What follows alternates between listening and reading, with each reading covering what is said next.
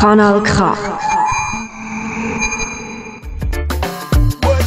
C'est le dernier appel. C'est le dernier combat. Papa Tigouba, bonjour. Oui, bonjour Monsieur Amos. On vous retrouve en tant que grand panafricain dans cette manifestation des Ivoiriens qui disent non au troisième mandat d'Alassane Ouattara. Alors d'abord, quelle est votre réaction par rapport à Ouattara qui, en mars dernier, avait renoncé de briguer un troisième mandat, mais plus tard, à la mort de Gon Coulibaly, selon lui, le pousse à se représenter?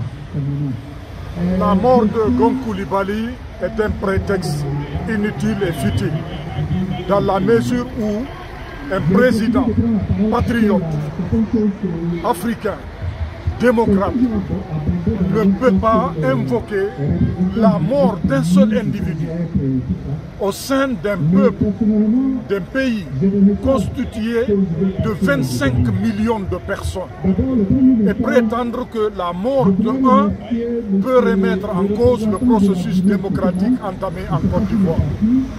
Je suis plus que dessus. Pourquoi? Parce qu'avant le 22 août, la date de l'investiture de Alassane Dramane Ouattara par son parti, le RAS et PD, qui souhaite que ce soit lui et lui seul en Côte d'Ivoire, qui soit en mesure de continuer à gouverner la Côte d'Ivoire toute la vie, je trouve que c'est une erreur historique et d'une importance exceptionnelle. Alors, qu'est-ce que vous proposez aux Ivoiriens qui manifestent, mais au finish, on voit que les dictateurs sortent quand même, les militaires pour les mater et pour étouffer toute contestation, toute mobilisation? L'Afrique est confrontée aujourd'hui à ces derniers démons. Les derniers dictateurs africains constituent les derniers démons de l'Afrique.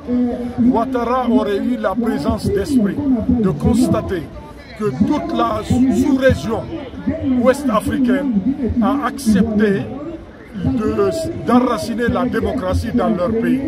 Aujourd'hui, le Libéria d'Ellen Johnson Sirleaf est parti dans la première transition démocratique, pacifique. La Sierra Leone, la même chose. La Guinée-Bissau, la même chose. La Gambie, la même chose. La Mauritanie, la même chose, etc., etc. Donc je ne vois pas pourquoi Alassane Ouattara doit se dédier pour juste enfoncer la Côte d'Ivoire dans une guerre civile. D'accord. Alors Papa Tigouba, avec la chute de IBK au Mali, les Africains pensent que la révolution, mais le printemps africain est en marche. Qu'est-ce que vous avez à dire aux Africains? Ce n'est pas un printemps africain. L'Afrique a entamé son printemps depuis les années 90.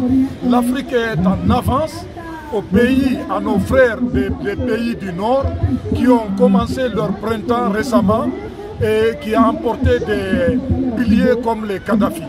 L'Afrique depuis les années 90, avec les conférences nationales, avec le multipartisme intégral, avec l'ouverture de l'Afrique à la démocratie, au multipartisme intégral, l'arrivée de la presse indépendante, la rédaction des constitutions, la mise en place des institutions, tout ça atteste que l'Afrique ne peut pas commencer un printemps ici, parce que le printemps africain date d'il y a 30 ans maintenant. L'Afrique a sa démocratie. Nous avons tous les éléments constitutifs de la démocratie en Afrique. Le problème africain aujourd'hui, c'est comment consolider sa démocratie. Parce que la lutte des peuples africains depuis 30 ans a vu partout des opposants politiques accéder au pouvoir, à la magistrature suprême. Et ce sont ces opposants-là qui nous étonnent de par leur attitude, de par leur comportement, de par leur façon d'agir, de par leur détermination à enfoncer l'Afrique dans le chaos. Et c'est ce qui est assez surprenant et c'est la raison pour laquelle nous sommes là aujourd'hui avec les Ivoiriens, nous serons là avec les Togolais, nous serons là avec les Gabonais, avec tous les pays et les peuples opprimés de l'Afrique pour dire non aux dictateurs, pour leur dire que ça suffit. Assez, c'est assez. Trop, c'est trop. Trop, c'est trop. Merci beaucoup, Papa Tigouba. Je vous en prie et merci de m'avoir invité, monsieur Amos. Radio à vous l'été, l'esprit patriotique. C'est le dernier appel. Pour cette mobilisation qui est très importante pour nous. Ce qui se passe en Côte d'Ivoire concerne toute l'Afrique, surtout l'Afrique francophone. Donc les enjeux de ce scrutin nous touchent tous, nous touchent absolument tous. Donc c'est bien de vous voir mobiliser. Aujourd'hui, j'ai la grande joie de savoir qu'à Paris, les gens sont mobilisés, en Allemagne, les gens sont mobilisés, en Tunisie, aux États-Unis, un peu partout.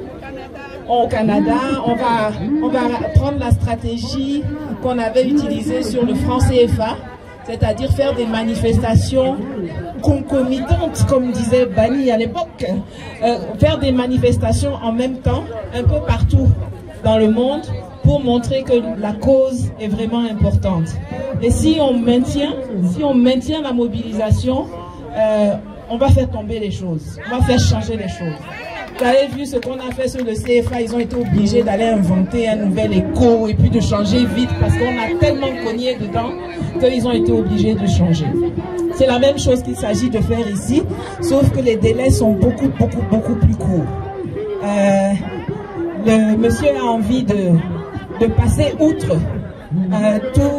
tous les obstacles qui se mettent, l'ego qui se mettent face à lui. Il s'en fout. C'est pas seulement de Corona, il s'en fout du peuple, il s'en fout de tout le monde. Et il est temps de lui montrer que c'est nous le peuple. C'est nous le peuple. C'est nous le peuple.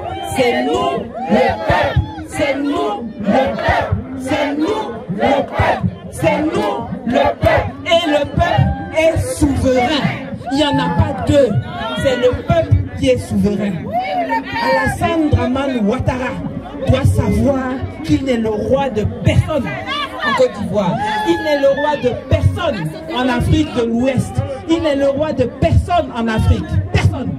Et il faut que nous, par nos mobilisations, nous donnions espoir à nos frères et courage à nos frères là-bas.